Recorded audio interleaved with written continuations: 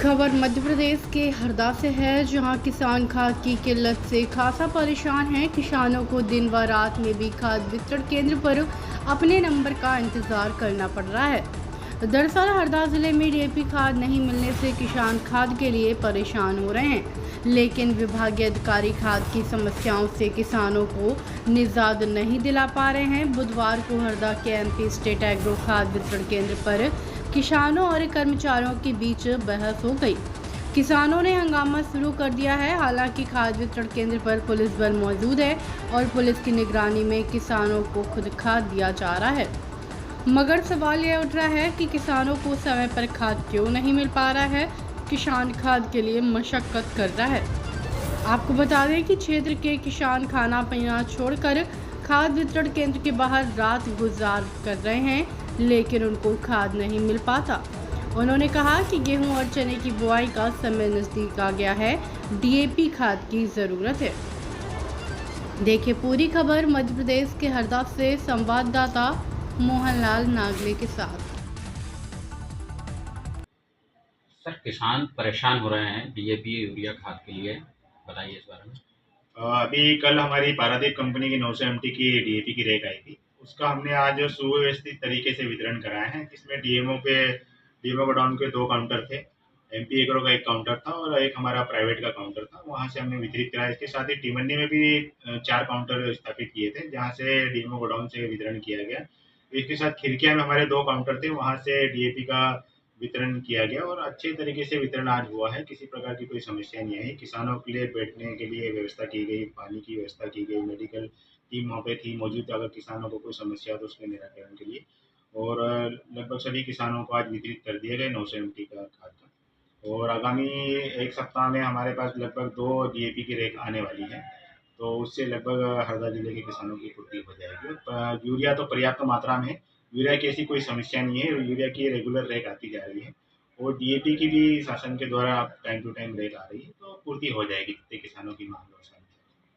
उन लोगों का यह भी कहना है स्टॉक उपलब्ध होने के बावजूद उन्हें नहीं दिया जा रहा है। नहीं है उसमें ऐसा कि जितना स्टॉक था आज उनके पास उतना पूरा वितरित हो गया, और वितरण के बाद में जैसे स्टॉक नील हुआ तो किसानों को अवगत करा दिया कि आप जो डीएमओ काउंटर है वहाँ से ले लें, तो उस अनुसार उन्होंने वहाँ से ले भी लिया। और कुछ किसान जो बचे हैं वो आगामी जो रेक आएगी कल या परसों, तो उसमें हम वितरित कर देंगे। कितने दिनों में सर ये वितरण कार्य समाप्त हो जाएगा? अभी रेक आएगी, मतलब बुआई के पहले वितरण होना है। बुआई के लिए डीएपी की आवश्यकता पड़ती है और हम किसानों को ये भी सजेशन दे रहे हैं कि डीएपी के साथ साथ उसका जो विकल्प है एनपीके उसका भी यूज़ करें। उससे फसल को अतिरिक्त सल्फर की मात्रा प्राप्त होती है, 12-32-16 से पोटाश की मात्रा प्राप्त होती है, तो इनका भी विकल्प का यूज़ करें। उससे ज़मीन भी सुरक्षित रहती है, फसल का उत्पादन भी बढ़ता है। कुछ किसानों का यह भी कहना पीओएस मशीन में स्टॉक नहीं दिखाया जा रहा उन्हें।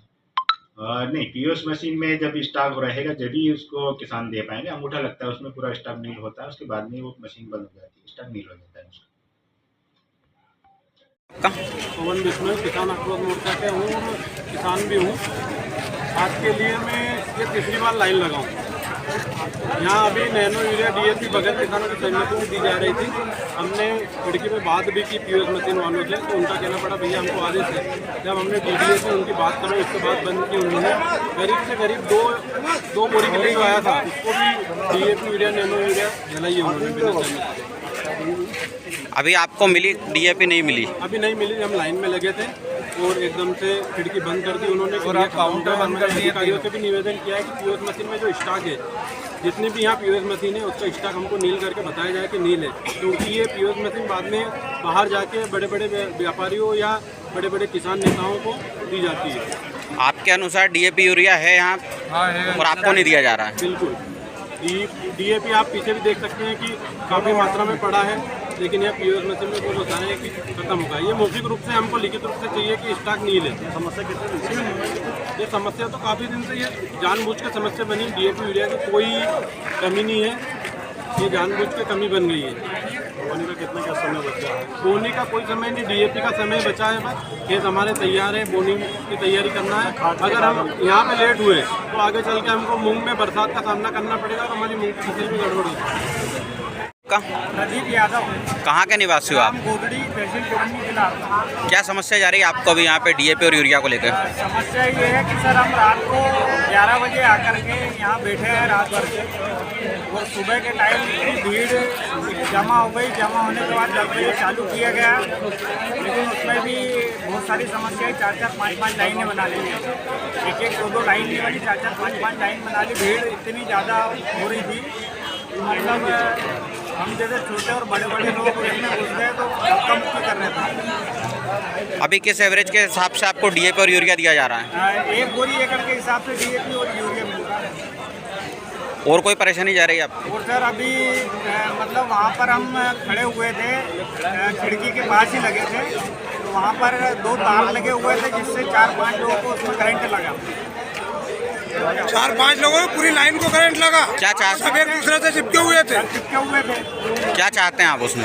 ये चाहते हैं कि ये शासन प्रशासन के द्वारा सुचारू रूप से व्यवस्था बनाए रखें और व्यवस्था रूप से खाते पर्याप्त खाद मिल जाए, यही चाहते हैं।